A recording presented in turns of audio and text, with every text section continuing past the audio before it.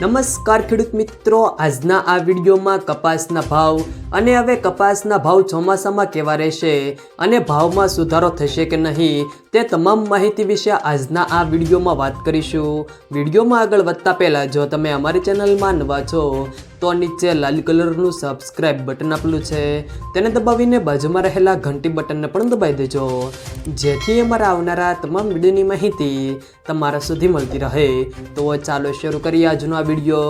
છેલ્લા 2 વર્ષથી કપાસની સિઝનમાં પણ સારા એવા પ્રમાણમાં આવક થઈ રહી છે। આ વખતે ચોમાસાનો સમય આવી ગયો હોવા છતાં હજુ ગુજરાતના મુખ્ય યાર્ડોમાં કપાસની આવક થઈ રહી છે। હાલની સ્થિતિએ દેશમાં આ સિઝનની 300 લાખ ગાંસડી આસપાસની આવક પૂર્ણ થઈ હોવાનું વેપારીઓએ જણાવ્યું હતું। હજુ કપાસની વેપારી સિઝન સપ્ટેમ્બર મહિના સુધી ગણાય તેવી, એટલે કે રૂની ગાંસડીની આવકનો આંકડો વધી શકે છે।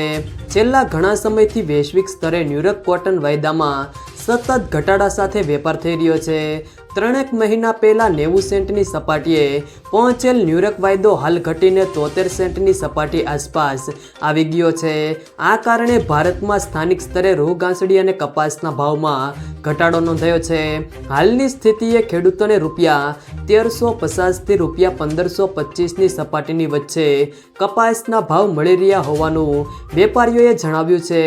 ગયા વર્ષે કપાસના ખેડૂતોને 2700 રૂપિયા સુધીનો ભાવ મળ્યો હતો, પરંતુ જૂન 2024માં ભાવ 1500 રૂપિયાની નીચે પહોંચી ગયો છે। ખેડૂતોને આ વખતે 2000 રૂપિયા પ્રતિમણ જેટલો ભાવ મળવાની પણ આશા હતી। ઘણીવાર કમોસમી વરસાદને કારણે પણ ખેડૂતોને પાક ધોવાઈ જતો હોય છે, તો સાથે ગુલાબી ઈયળની સમસ્યાને કારણે પણ પાક બગડી જાય છે। ક્યારેક નકલી બિયારણને કારણે પણ ખેડૂતોને નુકસાન જાય છે।